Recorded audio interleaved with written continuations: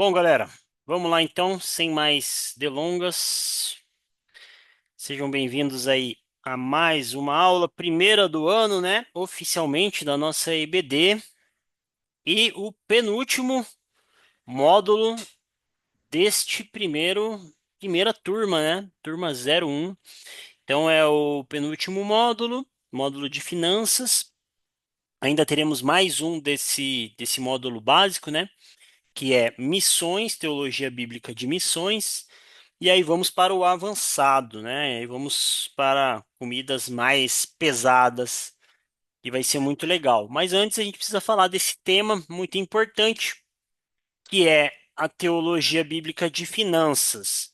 Antes da gente entrar nos slides, eu queria conversar com vocês sobre esse tema de dinheiro e uma coisa que a gente é muito marcado, né? Principalmente a galera mais protestante, né, a galera mais evangélica, é essa coisa de dinheiro na igreja, porque nós temos os extremos, né? Então, você tem certas denominações que focam muito essa coisa do dinheiro, pedem muito dinheiro, né? E às vezes mais do que a Bíblia manda, e isso não é legal. E a gente acaba às vezes ficando meio taxado, né, como essa coisa do dinheiro, e o dinheiro às vezes é um tabu na igreja, né? Não sei se vocês já convidaram pessoas para ir na igreja e os seus amigos já falaram assim para você: "Ah, mas a tua igreja não é as que pede dinheiro, né?" Não sei se vocês já ouviram essa, né? Não, mas não vão ficar pedindo dinheiro lá, né? E a gente tem que entender que o dinheiro, como todas as outras coisas, é para a glória de Deus, né? É para glorificar o Senhor e entender o que que a Bíblia fala sobre dinheiro, o que que a Bíblia fala sobre finanças, né? Será que é como a galera fala por aí? Será que o que a gente ouve sobre dinheiro está correto? Então a ideia é a gente buscar uma teologia bíblica sobre dinheiro. O que é uma teologia bíblica? A gente pegar de Gênesis a Apocalipse e ver o que que Gênesis até Apocalipse diz sobre o tema dinheiro. É assim que a gente constrói uma teologia bíblica, né? Então a gente vai andando pela Bíblia e vendo o que que a Bíblia diz sobre um tema. E o tema que nós vamos fazer é dinheiro. Mas hoje, meus irmãos, hoje eu quis fazer algo diferente, tá? Tomei a liberdade de ainda não entrar na corrida da teologia bíblica, né? E nós vamos usar como livro de apoio esse excelente livro chamado Nem Pobreza, Nem Riqueza, do Craig Bloomberg. Então é o livro que eu mais dei na minha vida, porque toda vez que eu compro esse livro, eu falo dele para alguém e a pessoa fala assim: "Ah, me dá", e eu dou, né? Esse aqui deve ser o quinto ou sexto livro desse que eu compro. Sempre alguém vem aqui em casa e leva ele embora, né? Talvez seja você o próximo e o que vai levar esse. Eu sei que já é uma tradição já esse livro não ficar comigo, porque realmente um livro muito bom. E quando eu falo dele, as pessoas ficam assim, muito com vontade, né, de ter ele, de ler ele, eu acabo semeando na vida das pessoas. Então, mas a gente não vai entrar nesse livro ainda hoje, porque eu queria comentar sobre um capítulo de um outro livro, que é este aqui, que é o Celebração da Disciplina, do Richard Foster. No capítulo 6 ele fala sobre uma disciplina que é a disciplina da simplicidade, tá? E eu queria falar desse assunto antes da gente começar a falar sobre a teologia bíblica de finanças. Eu queria falar sobre simplicidade com vocês, porque eu acho que isso é um bom começo. Eu acho que a gente falar sobre simplicidade, o que é ter uma vida simples, já é um bom começo para a gente entender o que Deus tem para nós a respeito do dinheiro, a respeito de finanças, tá? A gente entender a disciplina da simplicidade, você viver como uma pessoa simples, você viver na simplicidade, já é assim, mais que meio caminho andado para entender o que Deus pensa sobre as posses materiais, o que Deus quer que a gente faça com as nossas posses materiais. E eu queria ouvir vocês agora aí por alguns minutos. Queria que você falasse um pouquinho para você, né? O que que é viver com simplicidade? Antes da gente falar aqui, eu queria ouvir vocês um pouquinho. Queria que você abrisse aí o microfone, quem puder, e falasse aí em poucas palavras, assim, de freestyle que vem na sua mente. O que para você é viver com simplicidade, tá? Se eu pergunto para você, cara, o que que é uma pessoa que vive na simplicidade? Uma pessoa que vive é, buscando a simplicidade. Como ela vive? Como ela vive? Como que você me explicaria? Vamos lá. Algum?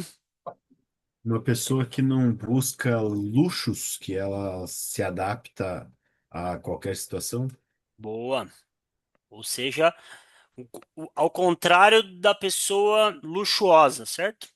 Então, E tá no outro oposto, né? A pessoa que vive de simplicidade tá de um lado, a pessoa que vive uma vida luxuosa tá do outro. Muito boa resposta. Resposta correta. O que mais? Cara, eu entendo assim que o viver na simplicidade é quando você não precisa ficar a todo momento criando situações para que você consiga se sentir bem. É, a parte de luxo faz parte disso, a parte de, digamos, as pessoas que precisam, porque eu quero ir num show, eu preciso disso. As pessoas precisam entender que elas precisam viver naquilo que ela tem. Então, tipo assim, se eu tenho um grau de coisas que chega a um nível maior, amém, o Senhor está nos abençoando. Mas se eu também posso, se eu tenho uma vida num nível um pouco abaixo, eu tenho que aprender a conviver com aquilo que o Senhor nos abençoa. Certo. Certo. Eu acho que a gente pode resumir isso que o Oberdan falou numa palavrinha chamada contentamento, né, Oberdan? Você estar contente, você estar satisfeito com a porção que o Senhor te deu em relação a finanças, né? Isso Então, mesmo. você ter contentamento, muito bom. Algo Pessoa que que. eu sempre menciono, às vezes, tá, para falar para o Henrique, falo para essas pessoas, que ela, tipo assim, tem que abençoar aquilo que ela tem. Se ela ganha um salário mínimo, ela abençoa aquele salário mínimo. Se ela ganha 10 salários, amém pelos 10 salários. E assim ela vai aprendendo a viver daquela forma. E daí, é claro, ela pode e tem que querer evoluir? Sim, mas no momento é o mínimo, amém. Amém. Show de bola. Que mais? Noemi colocou ali, simplicidade não é miséria e nem ostentação, né? Tá no meio do termo ali. Simplicidade é a sabedoria de estarmos contentes com o que Deus nos dá no tempo dele. Muito bom, Caio. É isso. Mais alguém? Quer dar uma dica? Eu acho que tá dentro disso aí que o pessoal falou, né? Muito bom. E a gente vai falar sobre simplicidade, tá? Vamos ver mais uma resposta aqui. A última. Se contentar em viver com o necessário. Perfeito, né? E aí a gente tem que ver o que que é o necessário, né? Porque às vezes a pessoa fala assim, não, tem que viver só com o necessário. E às vezes o necessário para um não é o necessário para o outro, né? Talvez para alguns o necessário seja viajar para Disney todo ano, seja ter somente eletrônicos da maçãzinha mordida, né? Seja somente usar roupas de grife. Às vezes, para algumas pessoas, esse é o necessário. Mas o que é o necessário de acordo com a Bíblia? É essa a pergunta que a gente tem que se fazer, né? Ah, mas eu só preciso do necessário. Mas o que que é o necessário biblicamente falando? O que que é o pobre, biblicamente falando? Já parou para fazer essa pergunta, né? Não precisa me responder. Mas o que que é um pobre? Será que algum de nós aqui é pobre? Spoiler, não. Se você tá no Wi-Fi conectado numa sala de vídeo, você já não é pobre. Já começa por aí, né? E a gente tem muito essa, né, de dizer, não, porque eu sou pobre, eu sou pobre. Não, talvez você não é rico, mas pobre, fica tranquilo que você não é, tá bom? Então vamos lá, vamos avançar. Então a gente chega nesse módulo da EBD, nós estamos estudando as doutrinas básicas da fé, estamos aí no nosso penúltimo módulo. E quando a gente fala de dinheiro, meus irmãos, existem dois extremos. Talvez um você conheça bem e o outro você não conheça tão bem porque ele não tá tão famoso no momento, mas ele já foi mais famoso um tempo atrás. Você tem duas visões teológicas, que é a teologia da libertação e a teologia da prosperidade. Ambas se baseiam em textos bíblicos, obviamente, por isso elas são teologias, mas nem toda teologia ela é só por ela ser uma teologia, ela é algo bom, né? Nós temos essas duas aí já são exemplos de que o Berdan quer falar alguma coisa? Só para o slide, ele tá cortado ali, tá? Tá cortado? Pelo menos para mim aqui tá parecendo cortado. Tá para todo mundo aí, tá cortado, pessoal? Para Aqui mim tá de aqui tá boa. normal. Eu acho que é só o teu, Berdan. Tenta ver se você não deu um zoom, tenta. Às vezes você deu É um. que tava as pessoas aparecendo do lado, daí cortava. Agora eu Ah, já tá. mudei a tela aqui. Deu certo agora. Então fechou, tamo junto. Então abaixa a mão para não cansar a mão, agora sim. Vamos lá.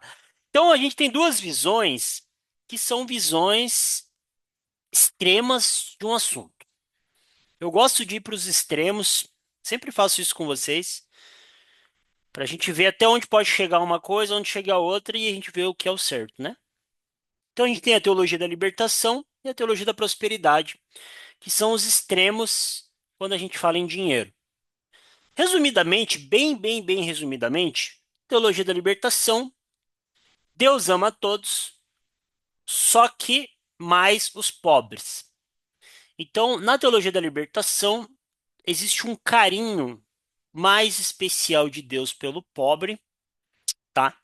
Então, a salvação é a libertação da pobreza, por isso que vem esse nome teologia da libertação. Então, a pessoa não basta ser salva no espírito, na alma dela, né? Não basta conhecer o evangelho, ela precisa ser salva da pobreza, precisa tirar essa pessoa da pobreza. Uma vez que a gente consegue tirar todos da pobreza, isso aí já é um tipo de salvação para ela, né? Então ela foca muito no material, foca muito na pessoa e principalmente nessa questão do pobre. Então, resumindo, Deus ama todos, só que mais ainda o pobre, e a libertação é tirar esse pobre da pobreza. A melhor coisa que pode acontecer com esse pobre é ele parar de ser pobre. O foco é tirar as pessoas da pobreza. No outro extremo, né? Esse extremo mais à esquerda, né? Teologia da libertação. No extremo mais à direita, teologia da prosperidade. Deus ama a todos, só que mais os ricos, né? Então, o rico ele é mais privilegiado, mais abençoado. Prosperidade é você ser rico nessa terra, é você ter muitas posses. A prova de que você é uma pessoa abençoada é que você é uma pessoa rica, você é uma pessoa com muito dinheiro, né? Na teologia da prosperidade, não tem como você dizer assim, eu sou abençoado por Deus sendo pobre. Isso é uma coisa que é impossível de acontecer, porque bênção, prosperidade é finanças, tá bom? E na teologia da libertação, não tem como você dizer a mesma coisa. Você dizer assim, olha, eu sou abençoado mesmo aqui na pobreza. Então, na teologia da libertação, fala assim: não, você precisa sair da pobreza, você precisa parar de ser pobre, você precisa sair da miséria, tal. Essa é a salvação, é tirar você da pobreza. Só que na teologia da prosperidade, vai muito além. Não basta você sair da pobreza. Na teologia da prosperidade, você precisa ganhar e ter cada vez mais, mais e mais e mais e mais. Então, você acabou de comprar um carro, pegou a parcela ali de 48 vezes, beleza? Quitou a última parcela, o que que você tem que fazer? Já compra outro, já precisa ir para outro carro, outra casa. E então, essas duas teologias, elas são as mais famosas quando a gente fala em dinheiro, e ambas estão erradas em suas leituras, porque acabam esticando alguns textos fora do seu contexto, obviamente, para dizer. para trazer um pretexto, né? Tem um bom ditado que as pessoas falam, né? O texto fora de contexto acaba trazendo um pretexto, né? Então, elas acabam fazendo isso, essas visões teológicas, é, elas vieram em contextos diferentes. A teologia da libertação, ela é mais antiga, ela vem ali década de 80, 90. Já a teologia da prosperidade, ela já é bem nova e eu acho que é a que você conhece muito mais, né? Por exemplo, tem alguém aqui que não tinha ouvido falar sobre a teologia da libertação? Fala no chat aí ou levanta a mão. Você nunca tinha ouvido falar sobre teologia da libertação? Tem alguém? Vamos ver. Se tem. O Uli, a Mandinha, Davi. Olha só, né? Inclusive, o nosso querido presidente Lula, né? O partido dele é um braço, veio de um braço da teologia da libertação. Interessante, né? E era muito forte, principalmente nos meios católicos. Já, se eu perguntar, alguém já tinha ouvido falar da teologia da prosperidade? Eu acho que todo mundo já ouviu falar, né? Teologia da prosperidade, muito famosa, com aí a galera da teologia coach, né? Teologia da prosperidade, aquela coisa de você vai vencer, você vai conquistar. Eu lembro uma vez que um pastor, é, eu, eu não vou dizer o nome dele, né? Agora eu tenho que cuidar com os nomes, porque esses vídeos estão indo para o YouTube, então eu não quero receber processo, essas coisas, então não posso mais falar nomes agora. Mas este pastor uma vez foi pregar na nossa igreja e ele tinha uma frase assim: Não estou em crise, estou em Cristo. Vocês já ouviram essa? Então, isso é uma frase da teologia da prosperidade. Como que você diz assim, ó, não estou em crise, eu estou em Cristo, se o próprio Cristo ficou em crise? Já parou para pensar nisso? Em certos momentos, o próprio Cristo ficou em crise. Por que que é uma crise? É um sofrimento, né? Então, isso é uma frase, uma das centenas de frases da teologia da prosperidade. Então, a teologia da prosperidade ela é muito mais famosa e muito mais famosa do que você pensa. Eu tenho certeza que eu vou falar muitas frases da teologia da prosperidade aqui que você vai dizer assim, nossa, eu concordo com essa frase. E com o passar do nosso estudo aqui, dessas 4 aulas, você vai ver que ela é mais para uma teologia da prosperidade do que para uma teologia bíblica. Tá bom? Então a gente tem essas duas linhas aí, né? Esses dois extremos. E o João colocou uma coisa interessante ali, né? Teologia da libertação, América Latina, muito bom. Teologia da prosperidade, Estados Unidos, né? E faz total sentido, né?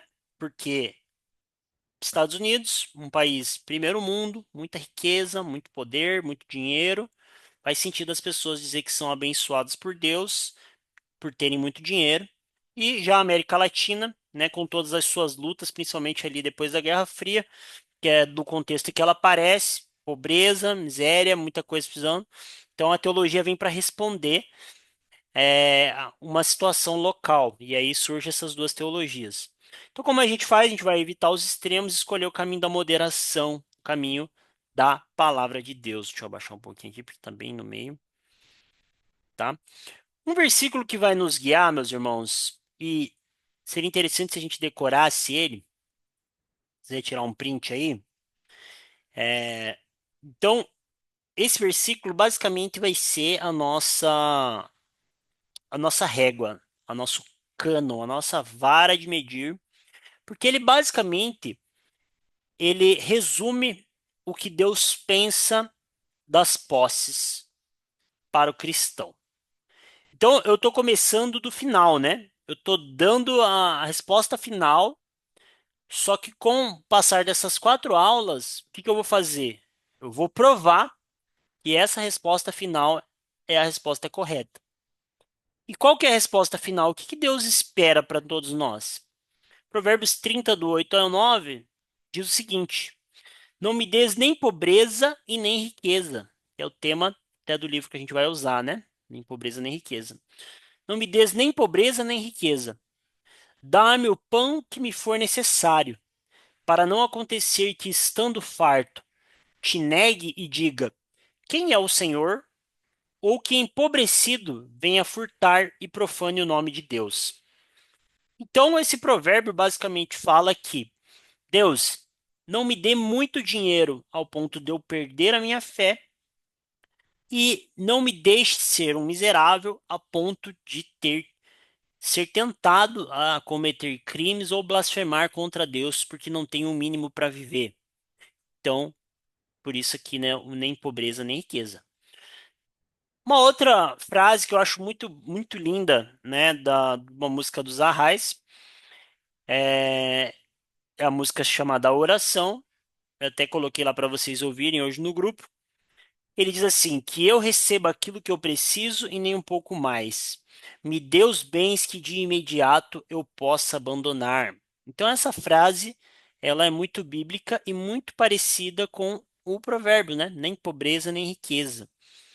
Deus, me dê aquilo que eu possa abandonar, aquilo que eu preciso e nem um pouco mais, tá? Então, essa ideia de contentamento. E por que a gente vai falar, tá falando sobre isso? Porque a gente vai falar sobre a simplicidade, a disciplina da simplicidade. Então, por que que eu quis trazer esse capítulo 6 do livro do Richard Foster? Eu sei que o Uli está lendo o livro ali. É um livro muito bom, é um clássico, um livro aí com mais de 30 anos já, várias edições, sim, leitura obrigatória para todos. Livro maravilhoso. Todo começo de ano eu tento ler ele, é uma bênção. Por que que é interessante a gente falar sobre simplicidade? Porque a simplicidade, ela protege a gente dessas teologias, tanto a da libertação quanto a da prosperidade, tá? Então, ela faz a gente fugir da teologia da libertação por ser uma teologia muito materialista, né? Porque ela vem de uma visão marxista e a visão marxista é uma visão materialista em sua essência. E ela também nos impede de ir para uma visão ultracapitalista, né? Que é a visão da teologia da prosperidade, de você juntar e ter muitas e muitas posses. Então, o contentamento, a disciplina da simplicidade protege a gente desses dois caminhos, tá? Que não são bons caminhos, não são caminhos bíblicos. Até aqui tudo bem, pessoal? Entenderam mais ou menos ali as ênfases da teologia da libertação e a teologia da prosperidade? Tranquilo? O que vocês precisam guardar é basicamente isso, né? Não vamos aprofundar muito nessas duas teologias, mas só sabendo o que elas mais ou menos defendem. Então, quando a gente vai para o livro do Richard Foster, né, falar sobre simplicidade, ele tem no livro, né, ele fala sobre 12 disciplinas, né? Ele fala as disciplinas interiores, meditação, oração, jejum e estudo. Disciplina exteriores, simplicidade, solitude, submissão e serviço, né? O 4S aí, né? Tem o 5S, mas ele tem o 4S, né? Simplicidade, solitude, submissão e serviço. E tem as disciplinas comunitárias, confissão, adoração, orientação e celebração. Mas vamos falar apenas da simplicidade. É, e é interessante porque essa disciplina está na lista de disciplina exteriores, né? Só que a simplicidade, ela é o quê? Uma atitude interior que reflete, não, é uma atitude interior, não. É uma reflexão interior, é algo que você muda dentro de você e isso acaba refletindo no seu exterior. Uma pessoa que vive com simplicidade, primeiro ela precisa entender o que é simplicidade, ela precisa absorver, colocar aquilo no coração, e a partir do momento que ela entender o que é viver simples, ela vai começar a externalizar a simplicidade que está dentro dela. Como todas as coisas no Evangelho, começa no coração, começa interior e depois vira atitudes exteriores. Um minutinho que o Israel está gritando igual um maluco aqui, deixa eu ver se ele está vivo.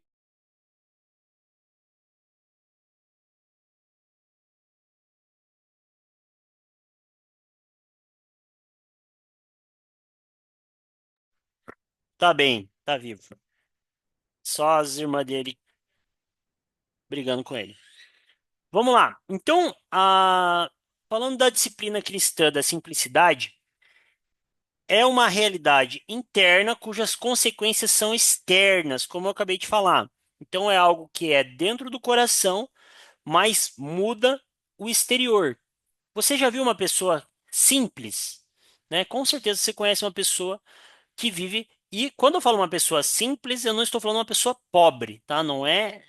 São coisas diferentes. A pessoa ela pode ter muito dinheiro e viver de uma forma simples, e a pessoa pode ter pouco dinheiro e viver de uma forma ostentadora, né? Às vezes você conhece uma pessoa que você sabe que ela não tem tanta grana, mas você olha o jeito que ela vive e fala, nossa, a pessoa aí deve ganhar muito.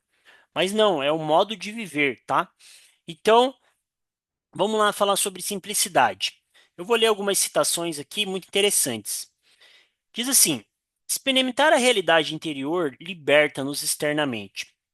A fala torna-se confiável e honesta, a avidez por status e posição desaparece, pois não precisamos mais de status nem de posição. Paramos com as extravagâncias da ostentação, não por sermos incapazes de arcar com o custo, mas por uma questão de princípio. Olha que interessante. Não por sermos incapazes de arcar com o custo, mas por uma questão de princípio. Os bens que temos ficam à disposição de quem precisa. Irmão, você já fez assim alguma vez? Não precisa responder, mas você tinha o dinheiro para comprar uma coisa muito cara, muito boa, e você falou assim: olha, eu não preciso disso. Apesar de eu ter o dinheiro para comprar isso, isso não faz parte da minha realidade, eu não preciso, vai ser algo que só vai ser para chamar atenção, alguma coisa do tipo. Eu posso ter algo mais barato, eu posso usar esse dinheiro para outra coisa e eu não vou comprar. Pensa, você já fez isso?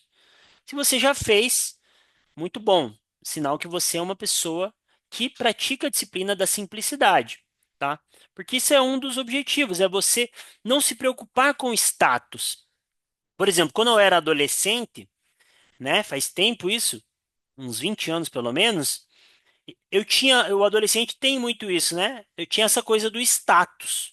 Você precisava usar uma marca, uma marca de roupa, uma marca de tênis, porque você não podia usar uma coisa sem marca ali, né? Todo mundo usava. Então, na minha época, eram os tênis da Free Day, né? Quem tinha o tênis da Free Day? Era aquele um tênisão branco desse tamanho assim. E aí eu fui lá, fiz minha mãe comprar logo dois já, né? Dois tênis idênticos. E aí, por conta de status, não era o tênis mais bonito, não era o tênis mais confortável. Então, quando você é novo, né, você tem muito isso. O problema é se você continuar a ter isso a vida inteira, né? E isso é um problema de falta de simplicidade. Então, falta em nossa. O negócio tá bem na frente aqui, não tô conseguindo ler. Falta em nossa o quê? Cultura? É, né? Falta em nossa cultura tanto na realidade interior da simplicidade quanto no seu estilo de vida exterior. Ou seja, nós não vemos pessoas na nossa cultura com essa ideia da simplicidade. Muito pelo contrário, a nossa cultura é a cultura da ostentação. É a cultura de você ter, ou se você não tem, é pelo menos parecer que tem. Então você precisa ter muitas coisas, ter muitas posses, ter muito dinheiro. É, você precisa acumular bens, acumular, acumular e acumular. E não pode ser qualquer bem. Tem que ser um bem muito da moda, muito famoso. Tem que ser aquilo que é mais uma palavra muito usada, né? Do hype, né? Do momento.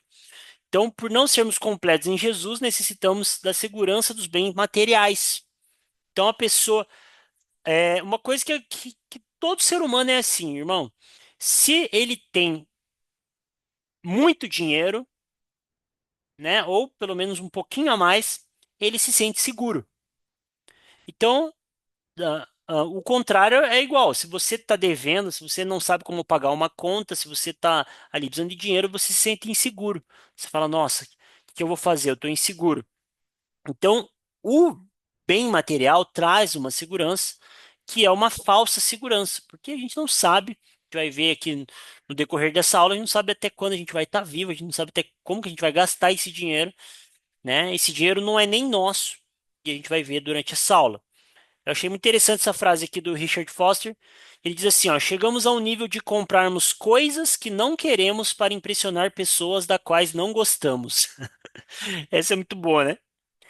Comprar coisas que a gente não quer para impressionar pessoas que a gente não gosta, só para se mostrar, né, de alguma maneira. Obviamente, isso no mundo secular é muito mais forte, mas pode ser que isso entre dentro da igreja, pode ser que em algum momento você, meu irmão, esteja comprando e querendo posses materiais mais do que você precisa, né? Só para ostentar. E o Ronaldo, né, o Rony colocou ali, né? E com um dinheiro que não temos, é verdade, no cartão de crédito. Exatamente, o Caio mandou aqui uma coisa interessante também. Você pode ter poder aquisitivo e não ter necessidade de mostrar o que tem. Mas daí para que que eu vou ter, Caio? Se não é para mostrar, né? Esse é o que o mundo pensa, né? Mas você tá certo, né? E, e uma pergunta que eu vou fazer para vocês agora, né, usando esse comentário do Caio, é: será que temos que ter tanto? Pense nisso. Será que devemos buscar ter cada vez mais dinheiro? Pense nisso. Será que a gente precisa cada vez buscar ter mais, mais? Não, eu estou ganhando 5 mil, agora eu preciso ganhar 10. Estou ganhando 10, agora eu preciso ganhar 15. Estou ganhando 15, agora eu preciso ganhar 20. Será que a gente não precisa de um teto, de um limite? Ou será que a gente só precisa de um piso, né? Precisa de um mínimo? Ou será que o céu é o limite? Nós temos que ganhar o máximo que puder e o céu é o limite. Então, vamos tentar responder isso aí no decorrer das aulas, tá bom? Vamos lá. Enquanto não, mas o negócio ficou bem na frente aqui, tá difícil de enxergar. Enquanto não enxergarmos quanto a nossa cultura está desequilibrada nessa questão, não conseguiremos lidar com o espírito de Mamon que vive dentro de nós, nem desejaremos a simplicidade cristã. Ou seja, enquanto a gente não olhar para a nossa vida e ver que nós estamos pecando em muitos sentidos em relação ao dinheiro, a gente não vai conseguir vencer o espírito de Mamon, né, que é o espírito de amor ao dinheiro, e a gente não vai conseguir ser alguém simples, alguém que vive em simplicidade. E eu já vou avisando vocês. Talvez esse módulo da IBD seja o módulo que você menos vai gostar. Já vou avisando de antemão. Talvez você vai falar para mim, cara, PH, nada a ver o que você está falando.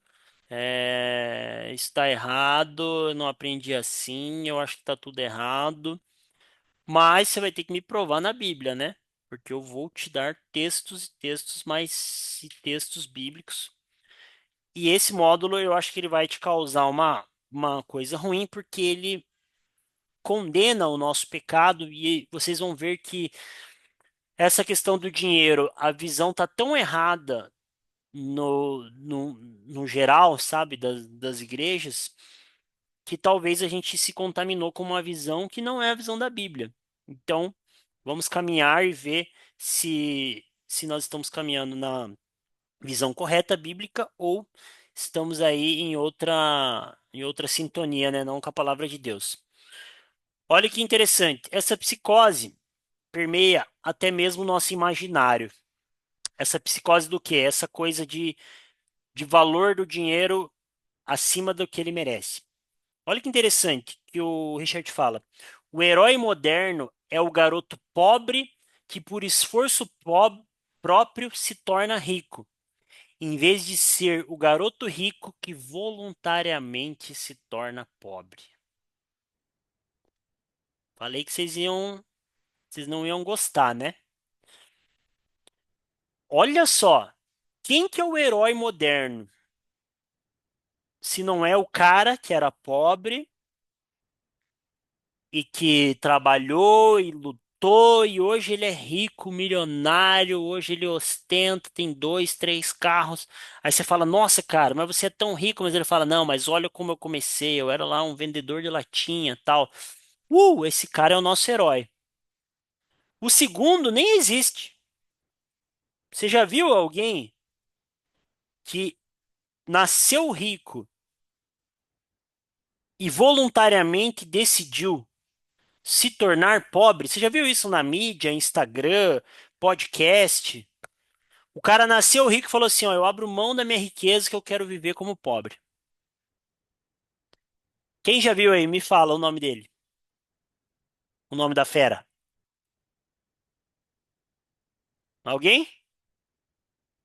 Eu, Só na Bíblia. só na Bíblia. Quem da Bíblia? Jesus. E sabe o que é pior, GV? É que as pessoas vêm e falam assim: não, mas Jesus não era pobre, porque Jesus tinha tesoureiro. Jesus não era pobre porque Jesus quiseram dividir a capa dele, né? Quando ele estava indo para a cruz, os soldados brigaram pela capa, só que a pessoa não leu que eles mesmos deram aquela capa para Jesus. Não foi uma capa que Jesus tinha de herança. Claro que Jesus era pobre, desde o seu nascimento, desde o seu nascimento, né? Então, é difícil, né? Esses assuntos porque mexe com o nosso próprio pecado. Porque talvez nós queremos ser esse que vai ficar muito rico. O Uli deu um exemplo mais atual, né? Falou ali do pastor Abe Uber, que era de uma família milionária e largou tudo para fazer missão. Realmente, glória a Deus por isso.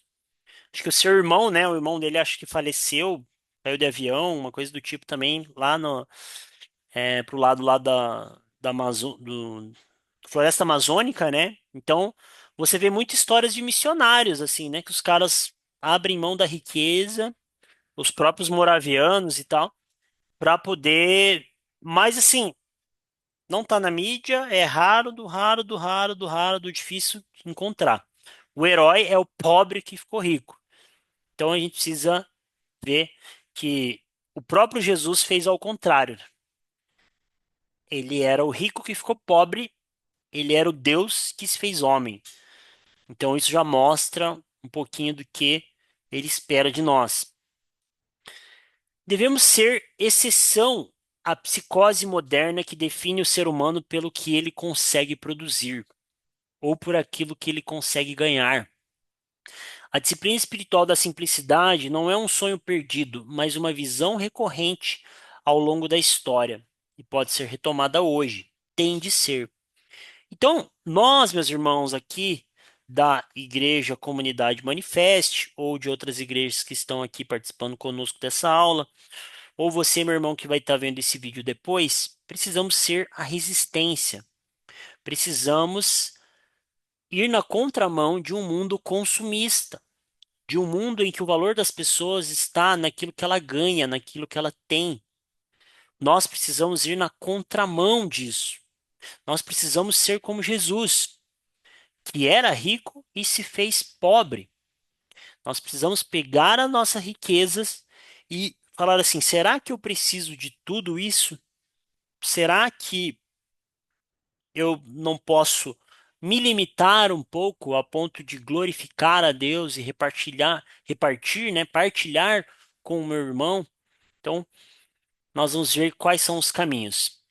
Então, nós vamos falar sobre a simplicidade na Bíblia. Eu vou ler alguns textos do próprio Jesus e de Paulo, mas a semana que vem nós vamos fazer isso desde Gênesis, né? Hoje eu vou usar alguns textos só para exemplificar o tema simplicidade, mas na semana que vem nós vamos pegar de Gênesis e vindo de lá para cá. Daniel colocou uma coisa interessante ali no chat, né? Eu tenho tudo o que preciso. Realmente, Daniel. Na verdade, às vezes a gente tem até mais do que a gente precisa, né? Nosso Deus é muito bom. Só um minutinho, galera. Só um pouquinho, quero dar mais um recado aqui para minhas filhas.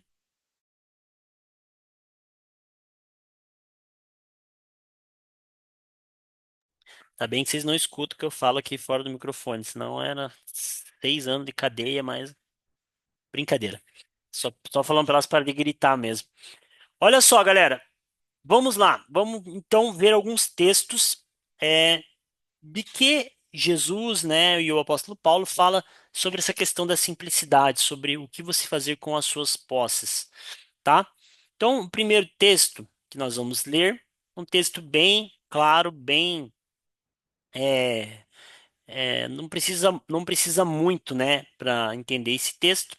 Mateus 6, 19 ao 24 diz assim: Não acumulem tesouros sobre a terra, onde a traça e a ferrugem corroem, onde os ladrões escavam e roubam. Mas ajuntem tesouros no céu, onde as traças e a ferrugem não corroem, onde os ladrões não escavam nem roubam. Porque onde estiver o seu tesouro, aí também estará o seu coração. Os olhos são a lâmpada do corpo.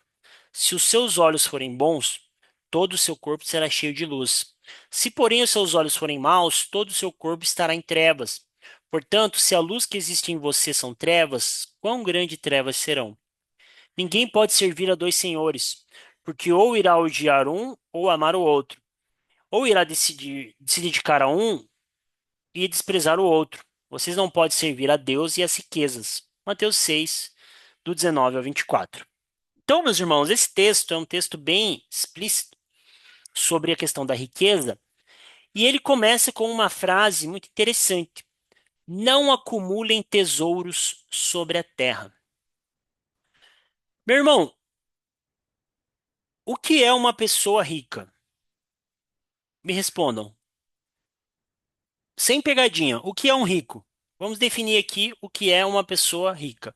E não precisa falar, não, rica é quem tem saúde, rica é quem tem filhos, rica é quem tem Deus no coração. Não, não é nesse sentido que eu estou dizendo. Estou falando rico de dinheiro mesmo, tá? Defina para mim uma pessoa rica, meu irmão e minha irmã, Alguém que tem muito além do que ele precisa. tá? Concordam com o GV? Mais alguém? Mais alguém aí? É isso que o GV falou? Vamos ler aqui. Paz é riqueza, mas não nesse sentido que eu estou falando riqueza material. O que é alguém rico materialmente falando? Como vocês definiriam?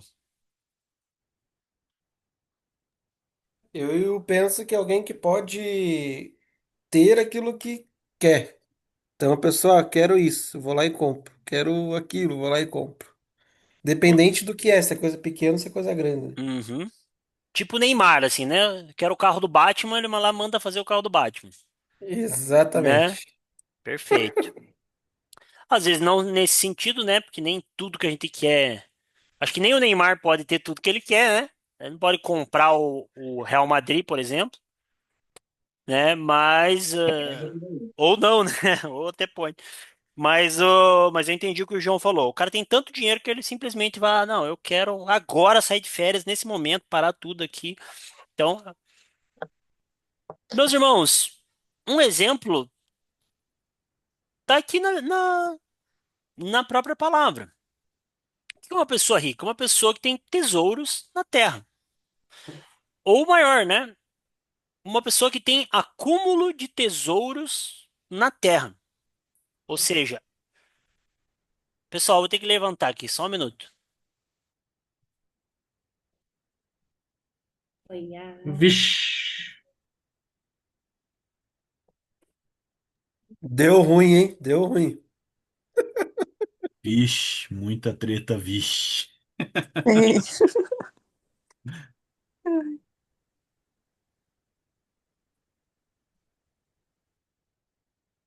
A chinela vai cantar. O seu irmão vai ser brabo. Voltei. Pô, foi Precisei, rápido?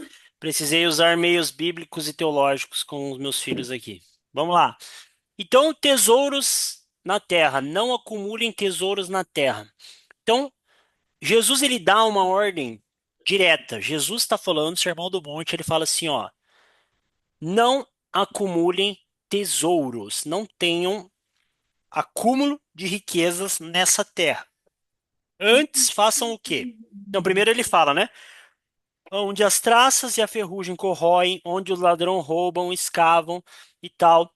Mas antes façam o quê? Ajuntem tesouros no céu.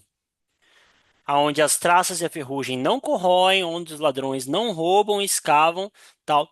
Então, aqui parece ser uma interpretação bem tranquila da gente entender, certo?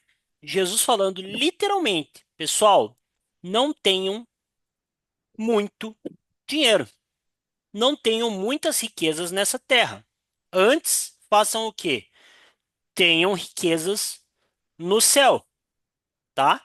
Então, resumidamente, é isso que Jesus está dizendo nesse texto.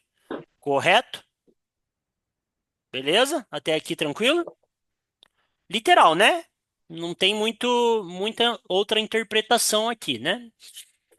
E aí ele dá um exemplo no meio do texto dizendo assim: os olhos são a lâmpada do corpo. Se o seu olho for bom, todo o seu corpo será cheio de luz.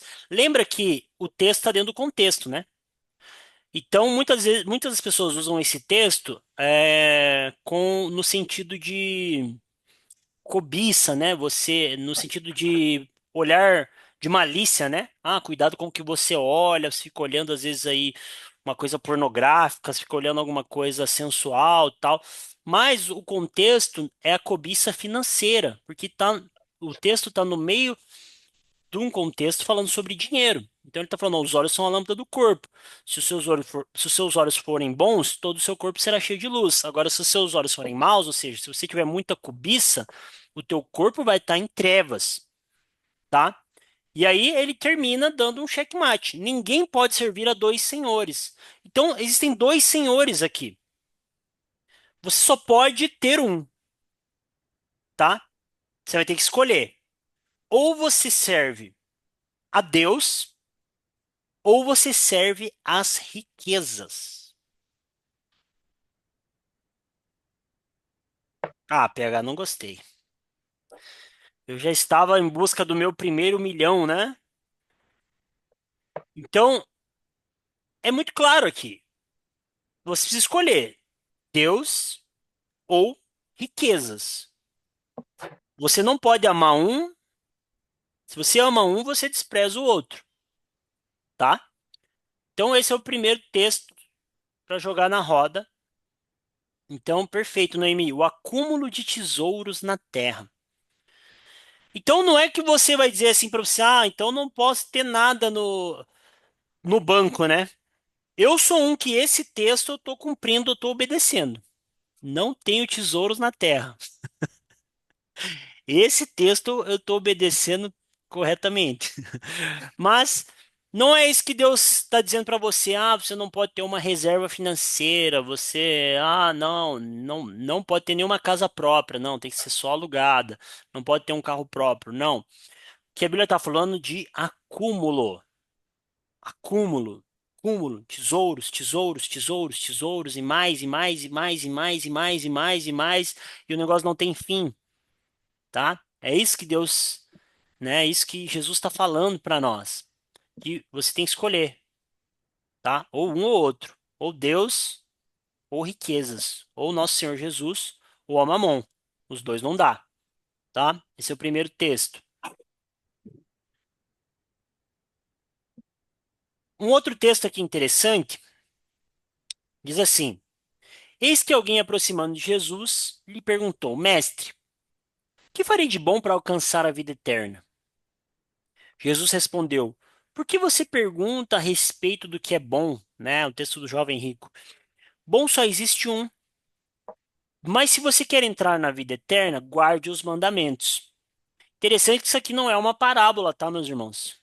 Às Ó, vezes, no meio das suas penalidades tem duas penalidades que é pra mim. oh, Moça. pera aí que tem um áudio ativado aqui, acho que é da Letícia. Pronto. Então, olha só, esse texto aqui, ele não é uma parábola. É algo que realmente aconteceu. Um jovem chega para Jesus e fala: como é que eu faço para herdar a vida eterna? E aí a resposta de Jesus é: guarde os mandamentos. E ele perguntou qual?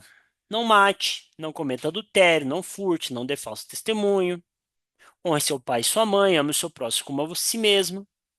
O jovem disse: tudo isso tenho observado, o que me falta ainda? Jesus respondeu: se você quer ser perfeito, vá e venda os seus bens, dê o dinheiro aos pobres e você terá um tesouro no céu. Depois venha, siga-me. Mas o jovem, ouvindo essa palavra, retirou triste, porque era dono de. Do que ele era dono, meus irmãos? Muitas propriedades. O que Jesus fala lá no começo?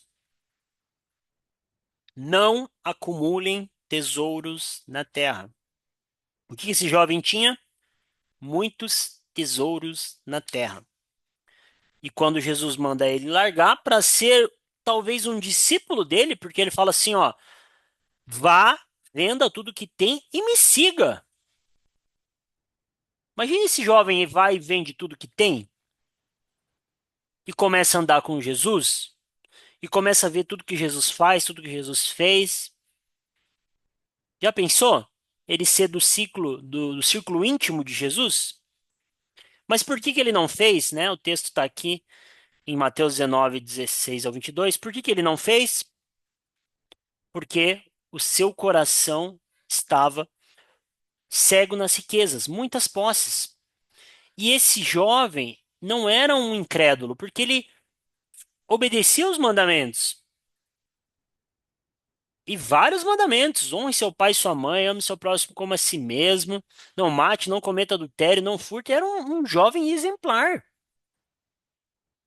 Eu não sei se eu cumpro todos esses mandamentos que ele cumpria. Mas, olha só, uma coisinha só que fez ele não seguir Jesus. Suas muitas posses, muita riqueza. Vamos para outro texto? Estou pegando só texto de Jesus, que eu acho que ele é um cara confiável, né? O que vocês acham? Mateus 19, 23 ao 25 diz assim: Então Jesus disse aos seus discípulos: "Ah, em verdade lhes digo que um rico dificilmente entrará no reino dos céus. E ainda lhes digo que é mais fácil um camelo passar pelo fundo de uma agulha do que um rico entrar no reino de Deus." Ouvindo isso, os discípulos ficaram muito admirados e perguntaram: Sendo assim, quem pode ser salvo? Jesus, olhando para eles, disse: Para os seres humanos isso é impossível, mas para Deus tudo é possível. Então Pedro, tomando a palavra, disse: Eis que nós deixamos tudo. O que que o jovem rico não fez, irmãos? O que Pedro fez. O jovem rico precisava deixar tudo.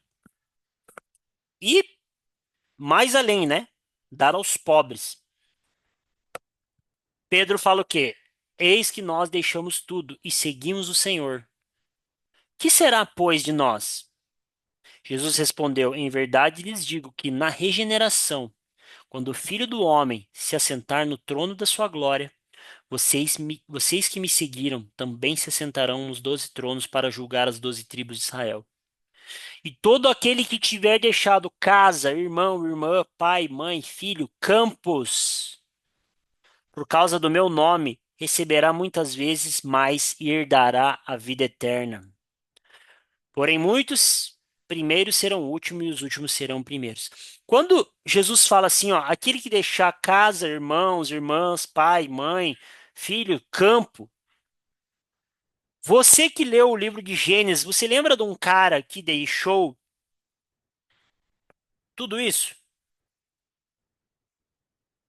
Quem lembra? Quem que era esse cara? Abraão, Abraão. Não sei se vocês viram os vídeos que eu estava gravando sobre Gênesis, mas um deles eu falei sobre Abraão e só ficou Gênesis, né? Tem que continuar ainda, tem Êxodo, já estamos em Levítico. Eu parei no Gênesis. Mas eu falei uma coisa interessante sobre Abraão, porque deixar a sua casa é deixar. Quando a Bíblia fala assim, ó, deixar casa, irmãos, irmãs, pai, é deixar as suas posses, é abrir mão da sua herança.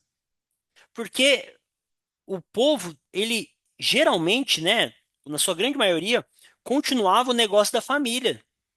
A sua sobrevivência estava relacionada à sua família. Então, Pedro, pescador, porque seu pai era pescador, porque seu avô era pescador, então ele recebe o barco da família, a rede da família, a profissão da família. Quando ele larga tudo isso, ele está abrindo mão de dinheiro. Ele está abrindo mão da sua profissão, da sua riqueza. Isso mais elevado ainda na época de Abraão, quando ele deixa tudo. Então Jesus está falando assim: olha, se você quer me seguir, não ame as riquezas. Não tenha muitas riquezas. Você não vai conseguir me servir se você for muito rico. Ah, mas assim, quero correr o risco, né? Mas não, tipo assim, o quanto que eu não vou conseguir te servir? Tipo assim, é tão difícil assim? Aí Jesus fala: tipo assim, é mais fácil um camelo passar num buraco de uma agulha do que um rico ser salvo. Aí você pensa: mas eu acho que eu quero ser rico, acho que eu vou conseguir, né? Eu acho que eu ser salvo vai ser mais, né? Quantos camelos a gente vê aí? Claro que no versículo 26 diz assim: mas para os seres humanos é impossível, mas para Deus tudo é possível. Deus pode salvar um rico, com certeza. Mas por que ser da probabilidade mais difícil de ser salvo? Sabe por quê? Porque é gostoso ser rico. Não sei, né? Nunca vivi, mas deve ser legal. Ser rico. Por quê? Porque você tem o que você precisa na mão, na hora, como o João falou, na hora que você quer.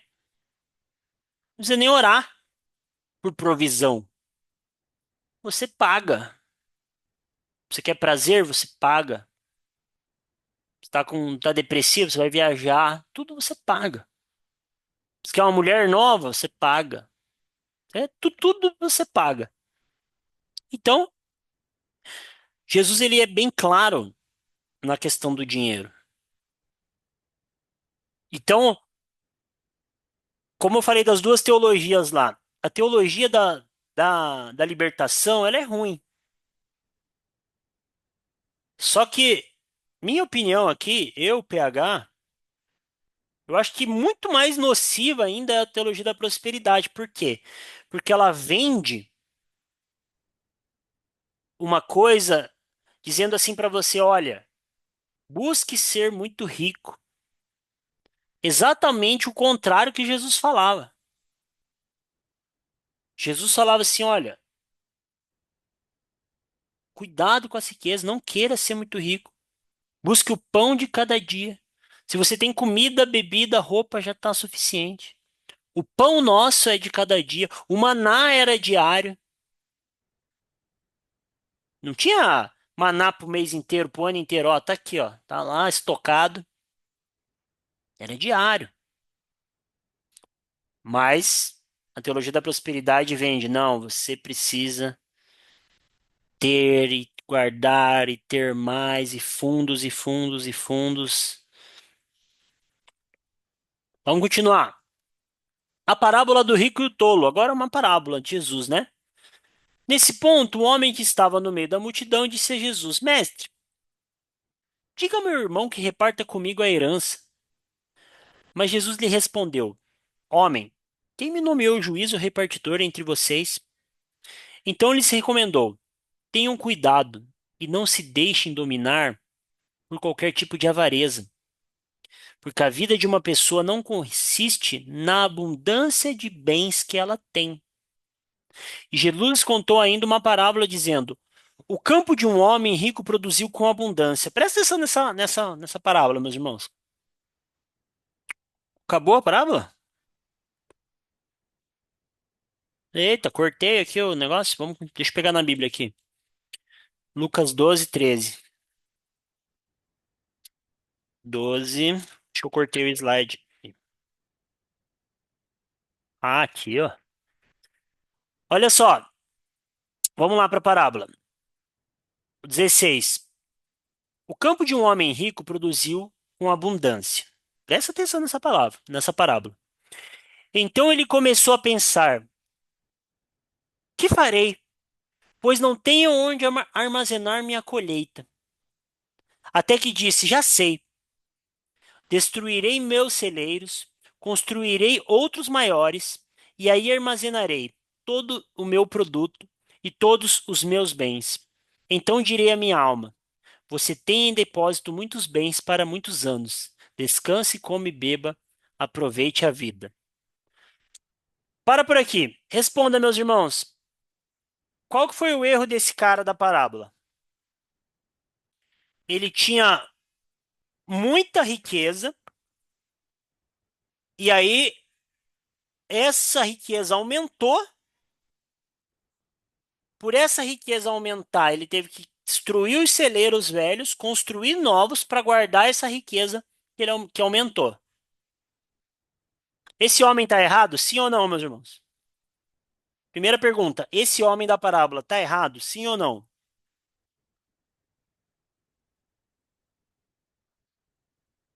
Cri, cri. Sim, por acumular. Opa! Acho que sim, sim, por acumular. Para saber se ele está errado, é só ler o 20. Mas Deus lhe disse: louco, essa noite lhe pedirão a sua alma. E o que você tem preparado, para quem será? Assim é o que ajunta tesouros para si mesmo, mas não é rico com Deus. Então esse cara está errado. Segunda pergunta, beleza, sabemos que ele está errado. Agora, qual que é o erro dele? Será que o erro dele é em acumular? Vou dar uma dica. Olha o que o texto diz. Que farei, pois não tenho onde armazenar minha colheita? Até que eu disse, já sei, destruirei meus celeiros, construirei outros maiores e armazenarei todo o meu produto e todos os meus bens. Até que eu direi à minha alma, você tem todo o depósito dos meus bens, blá, blá, blá. Pegaram o pulo do gato ou não? Se sentiu autossuficiente e não dependia de Deus, Senhor. Tudo que ele tinha era para ele. Exato. É tudo Hum. meu, meu. O que acontece? Ele acumulou tantos bens, e a hora que encheu o armazém dele, o que ele deveria ter feito? Não é outro armazém maior, é dividir com quem não tem. Aí o armazém dele ia esvaziar, ia encher de novo, aí ele divide de novo, aí esvazia, aí Deus enche, ele divide, e é um ciclo. Entendeu? Agora, ele falou assim: não, eu já enchi, agora eu preciso ter mais. Não é bem isso que muitas vezes a teologia da prosperidade vende? Você precisa de mais, mais, precisa de mais. Mais dinheiro, mais fama, mais poder, né? Então, algumas pessoas acham que o dinheiro, e isso talvez você pense nisso, pense, pensava nisso até hoje, que o dinheiro é algo neutro. Não, o dinheiro é algo que, tendo muito, tendo pouco, não vai mudar quem eu sou. Mas a gente vê aqui o próprio Jesus falando que você ter muitos bens, um acúmulo de bens, isso dificulta a sua própria salvação. O próprio Jesus fala. O Jesus fala assim, ó, não é o pedófilo, não é o assassino, não é o ladrão, não é o cara que vota no Lula, não é o cara que vota no Bolsonaro, não é o herege que vai ser difícil ser salvo. É o rico. Jesus coloca uma classe de pessoa que é difícil ser salvo. Mas é muito difícil? Tipo assim, bem difícil. E isso é algo que eu não escuto ninguém falar. Sinceramente, difícil. Eu acho que o Zé Bruno, eu já vi falar alguma coisa sobre isso, o Zé Bruno do Resgate, mas sempre que eu não vejo as pessoas falando de riqueza, não, irmãos, tenha o máximo que você puder, porque aí você vai poder abençoar mais. Será? Será que quando você vê, né, na Bíblia, quem dava mais, será que eram os mais ricos ou os mais pobres? Né? Eu acho que tem uma história, né, de uma viúva pobre, né, que deu tudo que ela tinha, né? Então, vamos para vamos piorar o negócio, que ainda tá muito leve ainda o clima. Vamos deixar mais pesado. 1 Timóteo 6, do 6 ao 10 diz assim: De fato, grande fonte de lucro é a piedade, com o contentamento, porque nada trouxemos para o mundo, nem coisa alguma podemos levar dele.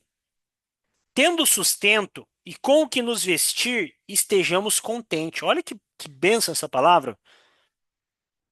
Vocês concordam com isso, meus irmãos? Tendo sustento e o que nos vestir, estejamos contentes? Sim ou não? Vocês estão contentes tendo o que vestir?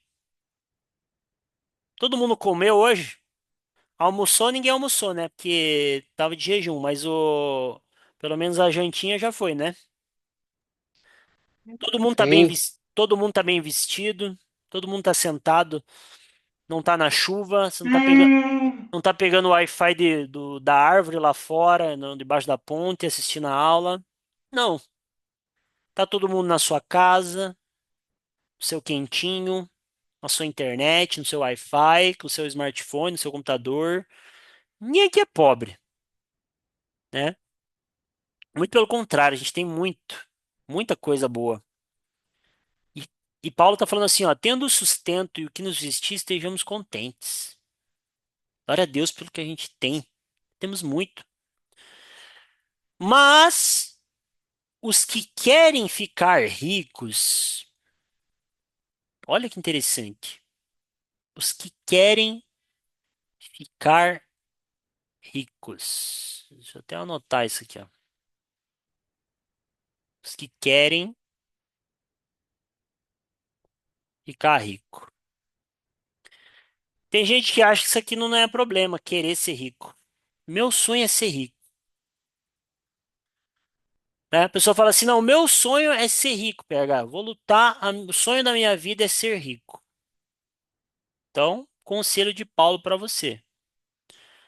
Ou seja, quando ele fala, meu sonho é ser rico, ele está falando assim: ó, o meu sonho é ter tesouros na terra. Meu sonho é acumular tesouros na terra. Tá? E quando a pessoa diz isso, olha só o que Paulo fala: beleza, você quer ser rico?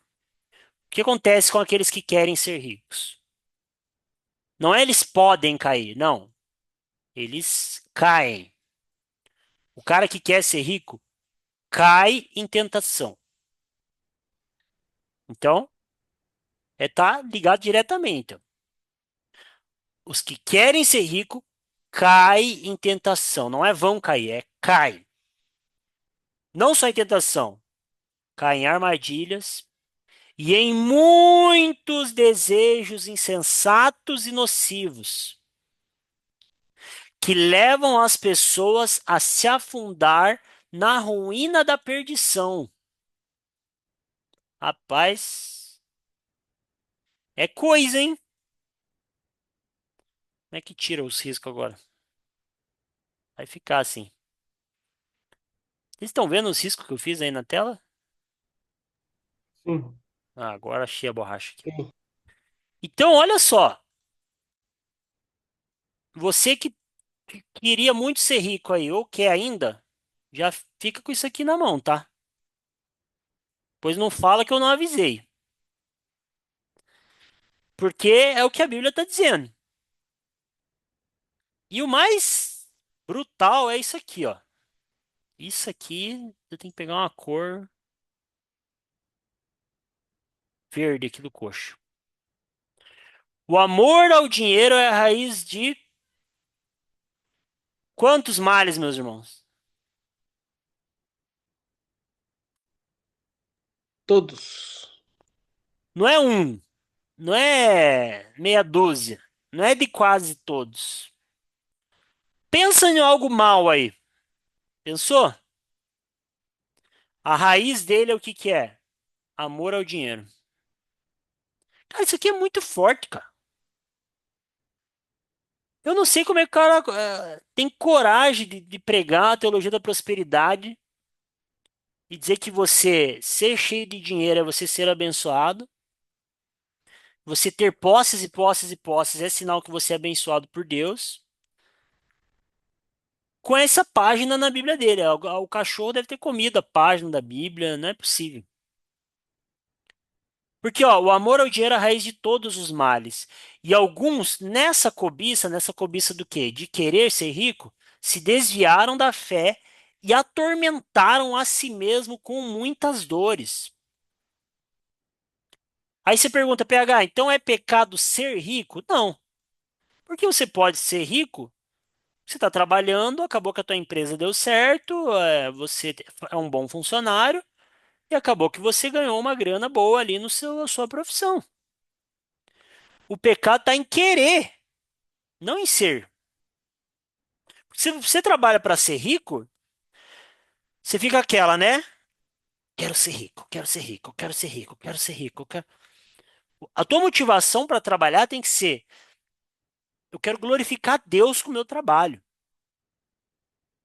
Se você ficar rico, é uma consequência do teu trabalho e eu vou mais além. Eu falei que vocês não iam gostar dessa aula. Eu vou mais além. Você acumular muitas riquezas porque você é um bom funcionário é escolha tua. Porque nem toda a riqueza que Deus te deu era para você acumular.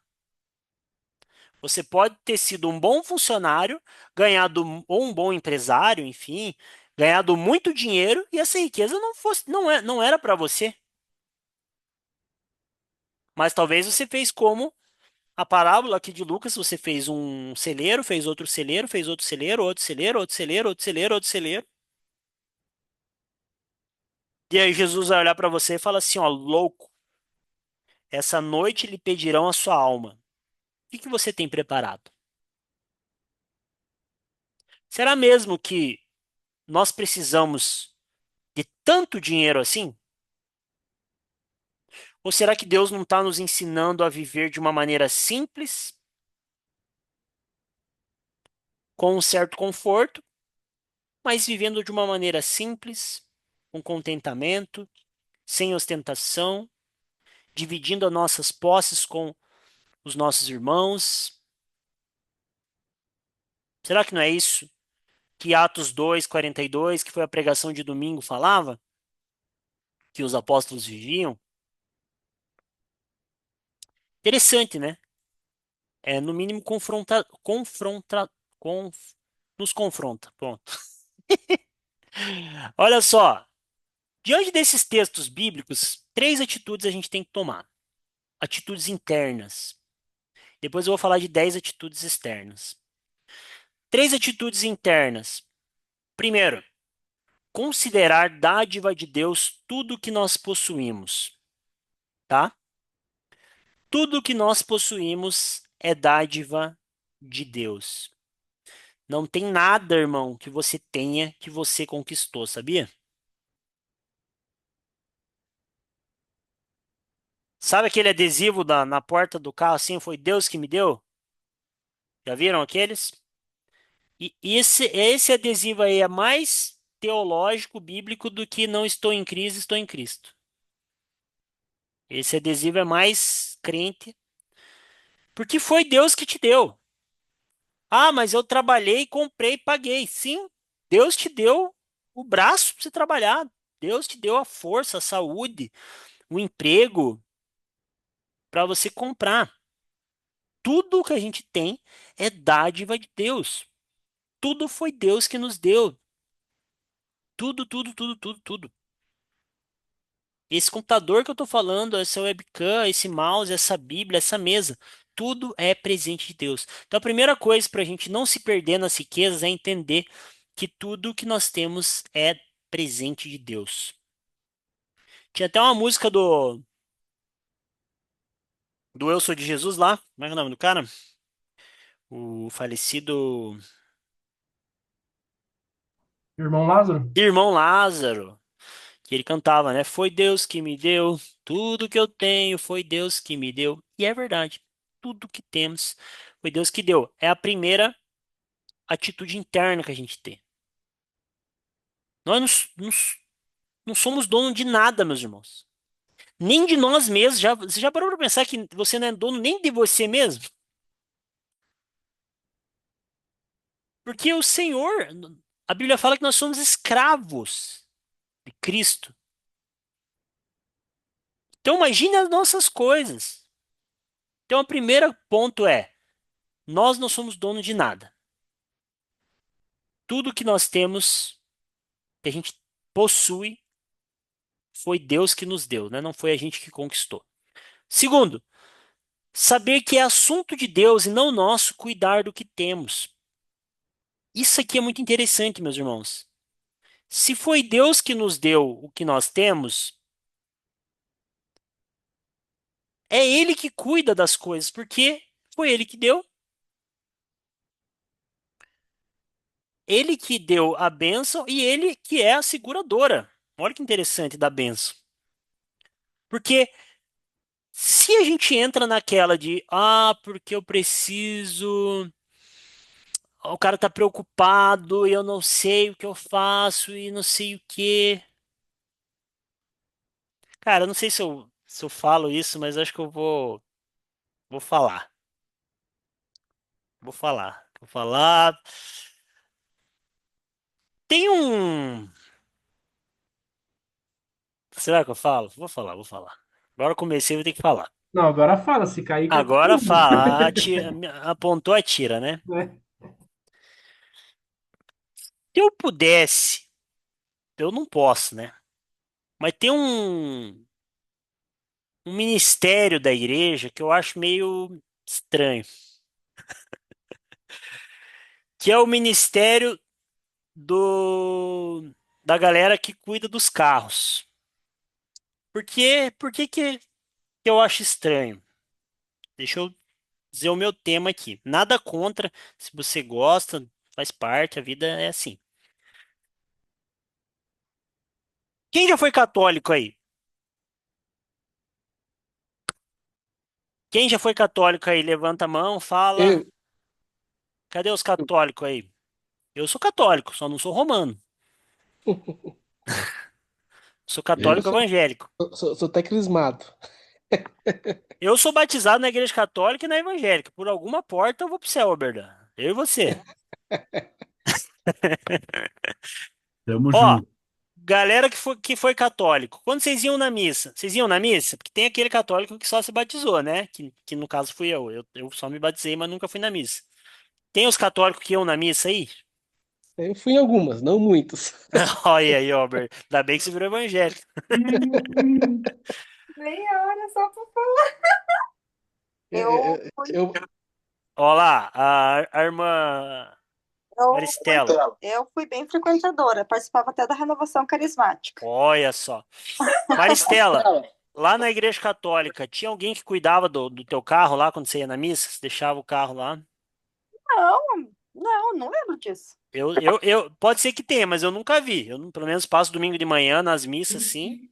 Tá só os noia, né? Os noia normal na rua lá, olhando. não, não tem não. Não tem. Mas, assim, o que acontece? A igreja evangélica, isso não é só nós, tá? Normal. Toda igreja evangélica tem um ministério que cuida do carro, né? O que acontece? Eles falam assim, não, eu preciso dar um conforto a mais pro cara que vai vir assistir o culto. Então, o cara que vai assistir o culto, ele tem que ficar tranquilo que alguém tá cuidando do carro dele. Tá o Uli lá cuidando do carro, tá o irmão Felipe lá, o Felipão lá, o corintiano, tá o irmão, quem que eu vejo também, o Michael. Enfim, acho que todo mundo já cuidou de carro dos homens alguma vez na vida. E tem irmão, tem não, né? Pode ter irmão que se não tiver alguém cuidando do carro dele, ele nem vai no culto. Que onde já se viu, eu vou deixar meu carro lá e aí ninguém vai cuidar do meu carro? Como é que eu vou assistir o culto sabendo que meu carro tá lá fora, à mercê, né, da bandidagem? Por que eu tô falando isso? Porque às vezes a gente oferece um conforto a mais para as pessoas que a pessoa ela precisa fazer o quê? Não, ou você confia em Deus, que Deus está cuidando daquilo que é teu, ou você paga um seguro também, se quiser. Mas às vezes a gente tá dando tanto conforto para as pessoas, tanta coisa boa. Não, venha, nós vamos cuidar do teu carro, nós vamos cuidar do teu filho, nós vamos fazer massagem nas tuas costas enquanto você assiste a pregação. Você vai ganhar um docinho, você vai ganhar um Pix no final do culto, você vai, nossa. E, meu, e a pessoa fica até mal acostumada. O dia que alguém não cuidar do carro dele, vamos, que nem agora nós vamos lá pro hotel, né?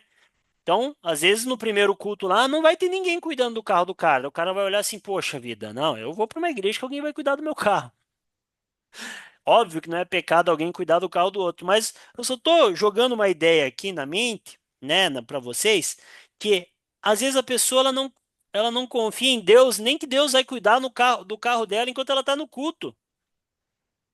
Tem que pedir pro irmão lá cuidar. Então a segunda coisa é você saber que é assunto de Deus e não nosso, cuidado que a gente tem. Do nosso carro, da nossa casa, da nossa família. A gente precisa estar confiando que Deus cuida das minhas coisas. Não é eu que cuido. Deus deu, Deus cuida. E a terceira coisa que a gente precisa pensar é que colocar os nossos bens à disposição dos outros. Ah, não, PH, tudo bem. Saber que Deus me deu o que ele me deu, ok. Saber que é assunto de Deus cuidar das minhas coisas, ok. Agora, colocar os meus bens à disposição dos outros, aí já é sacanagem.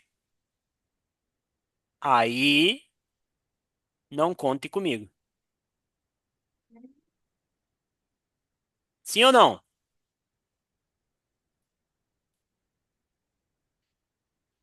Sim? Posso contar com os teus bens, meus irmãos? Não, né? Que é teu, o que é meu é meu. Será? Que é isso que a Bíblia diz? É Então, complicado, né? É algo assim que a gente, quando mexe no nosso, é que a gente vê o quanto a gente é egoísta, né? o que é teu é meu, o que é meu, né?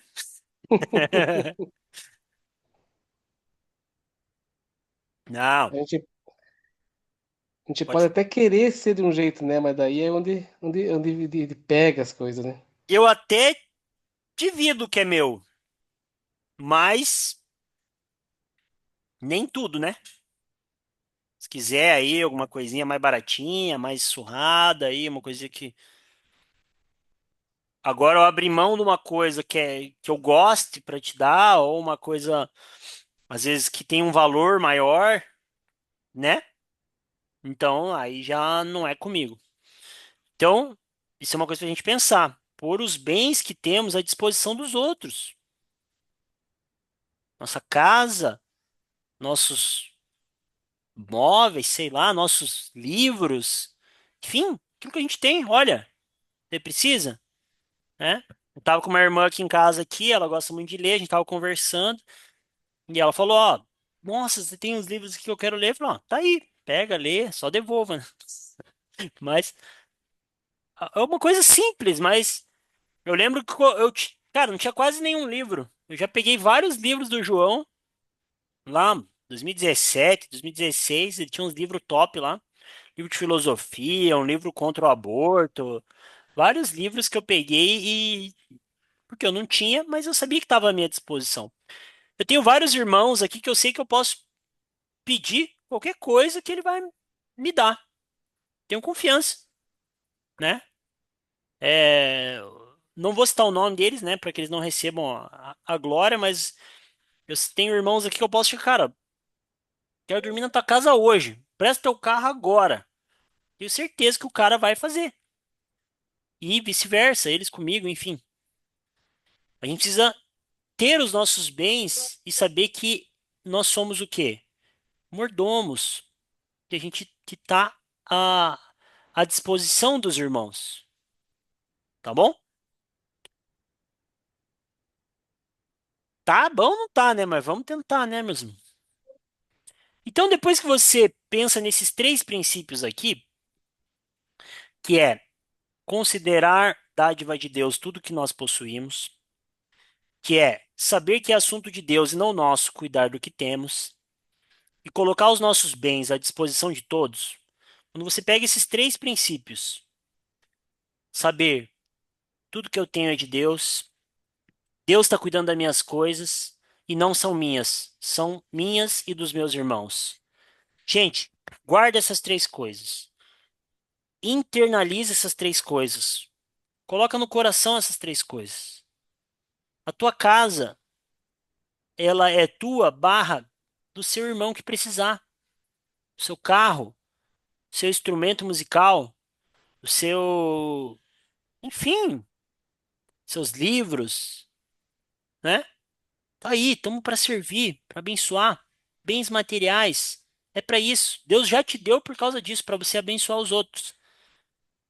Depois que você internalizou essas três coisas, o Richard Foster traz 10 atitudes práticas para tomarmos, para externalizar. Porque a simplicidade é o quê? Algo interno que vira algo externo. Então, interno, você entendeu. Agora você externaliza. Então, são 10, não são 10 leis, não é um legalismo, mas são 10 atitudes práticas para você tomar e ser uma pessoa simples. Primeira, compre coisas pela utilidade, não pelo status, tá? O GV já está apontando ali para alguém que está comprando demais. Compre as coisas pela utilidade e não pelo status. Então, muitas pessoas querem ter certos itens por status e não por a utilidade que ela tem. Então, há um tempo atrás eu estava pensando, eu queria comprar um iPhone porque eu ia começar a gravar os vídeos, né? E a qualidade do iPhone é muito boa, microfone, câmera, tudo. Então, para usar é muito bom. Mas consegui comprar a webcam, então a webcam já resolveu meu problema, pelo menos por enquanto, não vou precisar comprar, né? Até porque o preço é um pouquinho diferente, né? A webcam eu paguei 200, eu acho que o iPhone é um pouquinho mais caro. Então, mas comprar coisas pela utilidade. Então, assim, agora no momento, eu preciso de um carro 7 lugares. Na verdade, eu já preciso faz um ano e meio atrás, né? Quando Israel nasceu. Mas vai dar certo, uma hora vem. Então, e o carro que eu tenho, que nem é meu, literalmente, né? Tem 2 lugares apenas, né? Então, pela utilidade, eu vou comprar um carro 7 lugares. Então, é você fazer essa conta. Será que eu preciso disso mesmo? Eu preciso de um outro tênis? Ou será que eu quero um outro tênis para não repetir o mesmo, né? Ah, eu não gosto de repetir tênis. Eu gosto de usar um tênis em cada semana, né? Ou seja para utilidades. Não, eu gosto de correr, e aí para correr tem que ser o tênis tal, para ir na igreja ou tal. Então, é você fazer. Porque eu sei que você deve estar pensando assim, PH, mas eu tenho dinheiro para comprar mais. Por que que eu não compro? Se eu posso comprar mais, por que que eu não vou comprar? Eu não estou roubando, eu trabalhei. Por que não ter mais do que o suficiente se é um dinheiro honesto? Sei que você está pensando isso aí. Eu sinto que você pensando isso. E eu te respondo: se você fazer isso, você nunca vai dar nada para ninguém, porque nunca vai sobrar. Sempre você vai estar acumulando para você.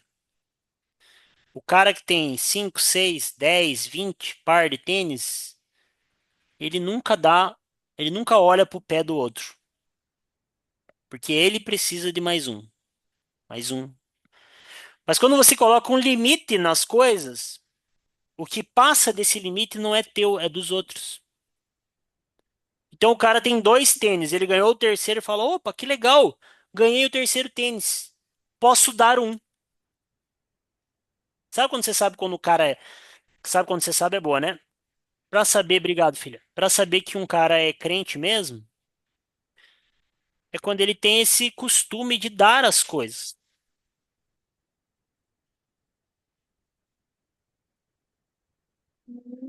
Deu ruim aqui do lado. Israel chegou chegando. Então, quando você acumula muitos bens pra você, você nunca dá nada. Que tudo que chega é teu. Nossa, ganhei mais um celular, agora posso usar um segunda ou outro terça. Nossa, agora eu tenho mais isso. Agora, se você ganha, fala, nossa, ganhei, agora eu posso dar o meu, ou melhor, eu posso dar esse aqui. Tipo, a pessoa vai te dar um negócio e fala, não, eu já tenho. Posso dar isso aqui para outra pessoa, já que você me deu? Opa! Então, se eu não preciso, utilidade, para que eu vou ter? Para acumular, né? E o não ajunteis, onde fica, né? Então, a primeira coisa, compre as coisas pela utilidade, não pelo status. Segunda coisa, rejeite qualquer coisa que crie em você alguma dependência. Então, você não precisa de coisas materiais que irão te fazer ficar escravo, certo?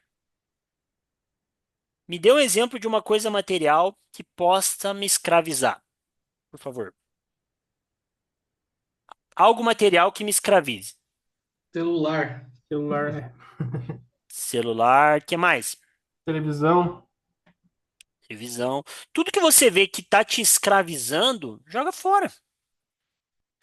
Por exemplo, se você estava com a intenção, meus irmãos, de me dar um PC gamer, eu peço que você não me dê, porque é bem provável que eu irei me escravizar nos joguinhos online. Então eu sei que eu não posso, esse é o meu tendão de Aquiles, né? Eu sei que esse é o minha pedra na minha, como é que fala? O apóstolo Paulo diz, na minha meu espinho na carne, né? Às vezes eu quero jogar um joguinho de computador, né? Nem tenho tempo, mas falo, putz, mas meu PC não roda nem calculadora, né? Até a calculadora trava aqui. Então é Deus me limitando, falando, não, tu não terás, né? Então você vai ver alguma coisa material que está te escravizando, cara, não precisa. Então, rejeite coisas que te dão dependência. 3. Desenvolva o hábito de dar as coisas. Não precisa responder qual que foi a última vez que você deu algo, meu irmão, para alguém. Presente. Puxa aí na memória. Quantos deram algo de presente para alguém esse ano? Vai, vamos confessar nossos pecados. Hoje é dia 3 de fevereiro. Não vale Natal, aniversário, assim. Tô falando, Deus sentiu, colocou no teu coração algo, você foi lá e presenteou alguém. Não era aniversário, não era nada. Eu Alguém já deu confesso algo que para alguém não. esse ano? Dou-lhe uma, dou-lhe duas. Só o Uli ali. Só o Uli e a Andréia. Então, nem que seja dentro da IBD. Vamos pro marido. Vale, vale. Oxi. Marido é gente também. Então, desenvolva o hábito de dar nas coisas. Irmãos, existe uma coisa que é o inimigo do dar as coisas.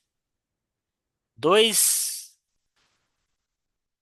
dois, duas potestades aí, né? É o OLX e o Marketplace. Ninguém dá nada mais agora. O cara tudo quer vender. O cara tem uma garrafa velha. Pô, isso aqui acho que dá pra ganhar um dezão. Isso aqui dá pra ganhar um cincão. Isso aqui dá pra ganhar um vintão. Isso aqui dá pra... Tudo é vendido. Ninguém dá nada pra ninguém. Então, irmãos, não era assim que os apóstolos viviam. A Bíblia fala que eles vendiam as suas propriedades para repartir.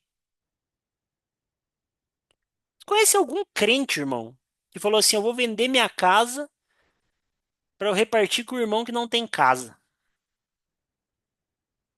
Mas não vende nenhum, não dá nem carona. Dá, mas fala assim: ó, mas é quinzão da gasolina, beleza?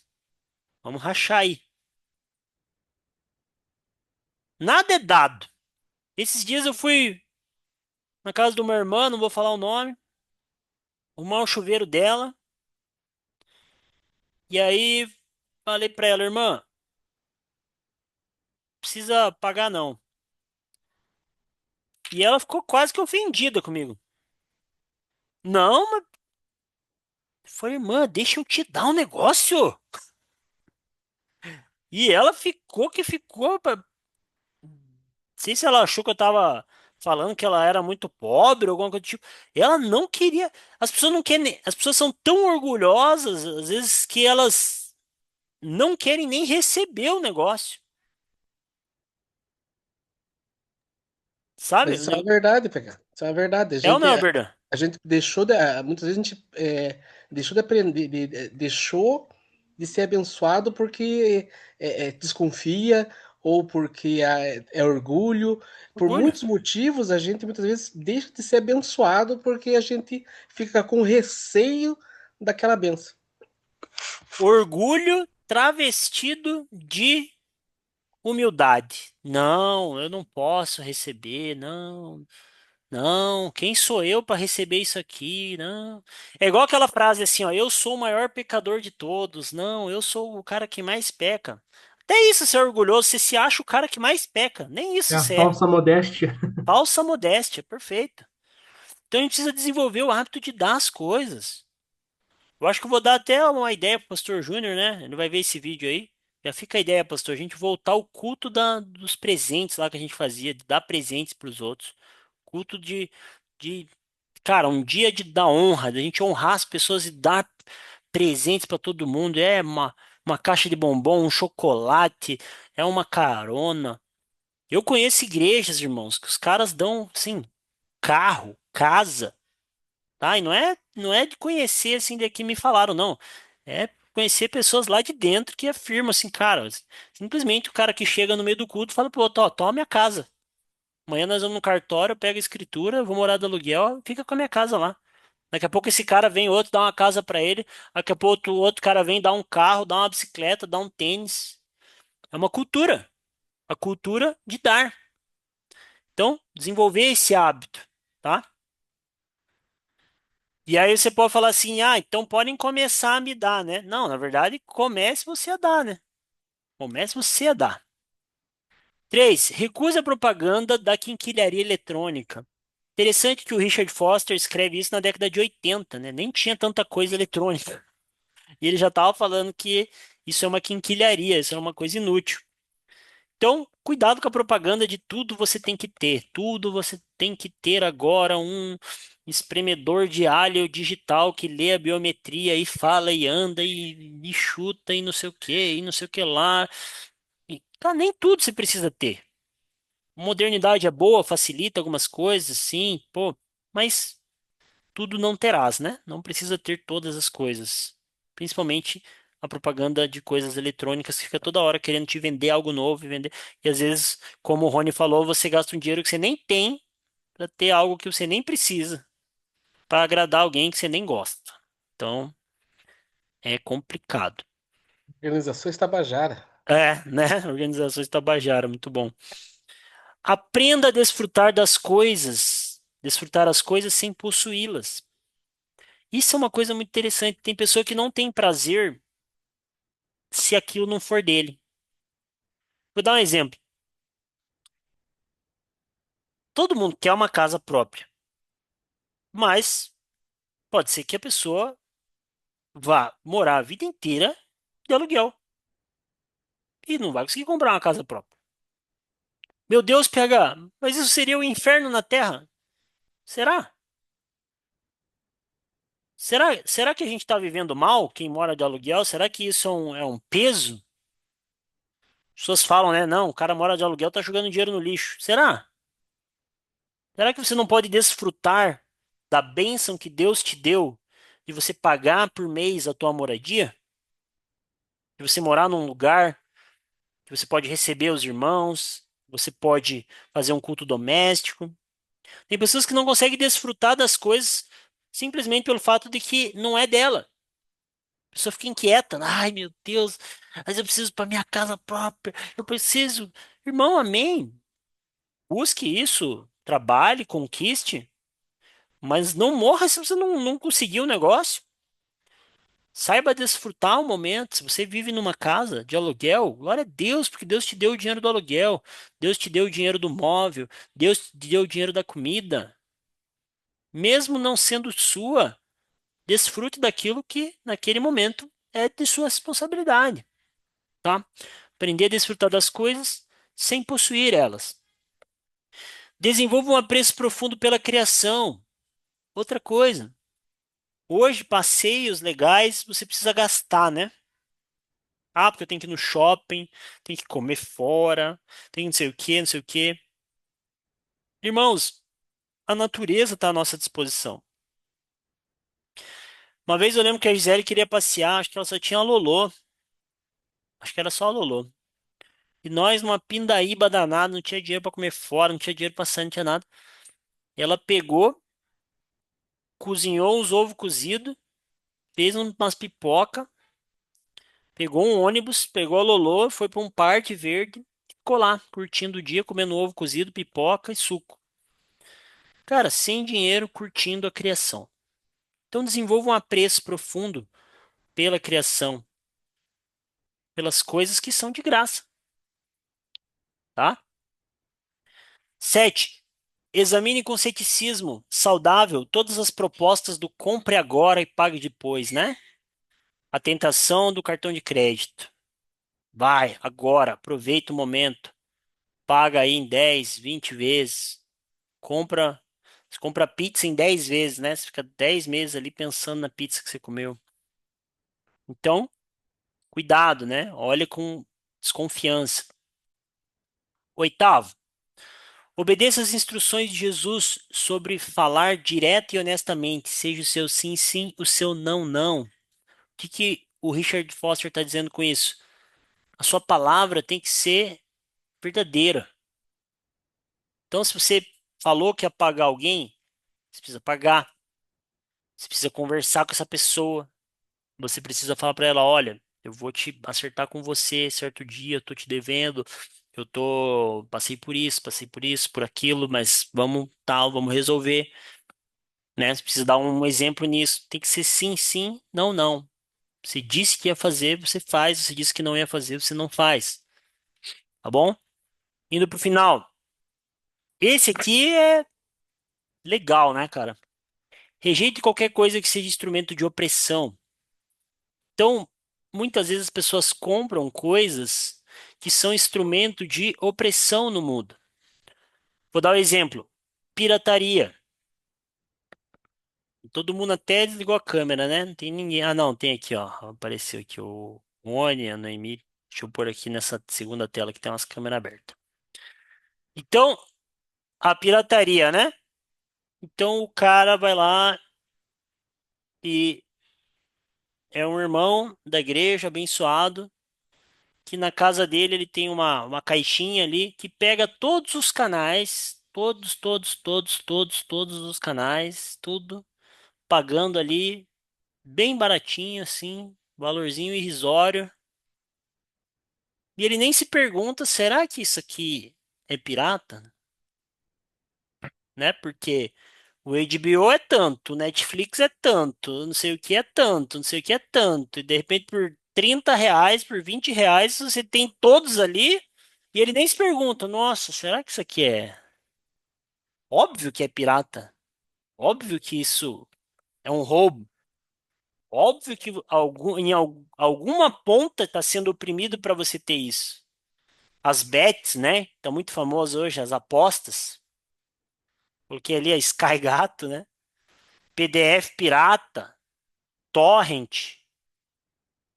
Então, coisas que eu mesmo já fiz isso. Mas assim, hoje, graças a Deus, não faço mais. Inclusive, até estava conversando com o irmão, a gente estava confessando os nossos pecados, né? Almoçando e falando, e falei, cara, pelo menos esse eu não cometo mais. O que dá para assistir, eu assisto, o que não dá, chega de pirataria. Por quê? Porque é um instrumento de opressão no mundo. E podemos ir pior, né? Tem coisas que são dois tipos de pecado, né? Por exemplo, pornografia. É um pecado da imoralidade e pecado de você colaborar com a opressão, né, que essa indústria causa. Então rejeite tudo que for instrumento de opressão. Ah, mas eu não tenho dinheiro para pagar todos os canais. Então não assista. É Deus privando você de assistir muita televisão. Glória a Deus por isso. Não vai dar um jeitinho, né? E por último, afaste-se de qualquer coisa que o distraia de sua busca pelo reino de Deus. Então buscai primeiro o reino de Deus e a sua justiça, e todas as coisas que é comida, bebida, roupa, o básico, vos serão acrescentadas. Fuja de tudo aquilo que impede você de buscar o reino de Deus. Tá bom? Então, isso, meus irmãos, é viver com simplicidade. Só isso, né? Bem básico, bem tranquilo, coisinha pouca. Todo mundo já vivia isso, na verdade, né? Aqui foi chovendo molhado, tenho certeza que vocês já faziam. Olha ali, ó, a Letícia deu uma boa ideia. Bora trocar os streaming por livros e trocar os livros, né, Letícia? Isso aí não é até uma benção. Livro pra cá, livro pra lá. Então, meus irmãos, eu sei que é um desafio. Eu sei que é algo que dá um choque de realidade na gente, principalmente essa coisa das riquezas, porque a gente acha que riqueza sempre é bom e sempre ser cada vez mais rico e ter mais coisas sempre é bom. Mas eu quis dar esse choque em vocês já na primeira aula. Essa aqui seria a última aula, tá? Mas eu quis inverter o negócio, já para a gente ficar pensando e conversando durante a semana, é, sobre essa coisa de você viver de uma maneira mais simples, de você se limitar. Você fala assim, olha, eu poderia ter mais dinheiro, poderia trabalhar mais, mas eu quero me limitar, porque eu sei que isso pode me afastar do Senhor, ganhar mais, ter mais dinheiro. Então, às vezes, meu irmão, você é pobre porque Deus quer. Pobre ninguém é aqui, né? Mas você não é tão rico porque Deus está guardando a sua vida. Está zelando pelo teu coração, porque ele sabe que talvez você tenha um pouquinho mais, pode te afastar da fé. Não sei se você conhece, mas eu conheço de conhecer mesmo, não de internet, mas pelo menos aí uns 3, 4 casos de pessoas que eram uma bênção e de repente receberam um dinheiro inesperado e perderam a fé. Perderam a fé, se afastaram dos caminhos do Senhor, confiaram nas riquezas. Então fica esse alerta. Busque viver uma vida de simplicidade. Leia este livro aqui do Richard Foster, principalmente o capítulo 6. Não baixe PDF pirata, compre o livro. E que o Senhor nos guarde e que possamos viver uma vida simples para a glória de Jesus. Deus abençoe.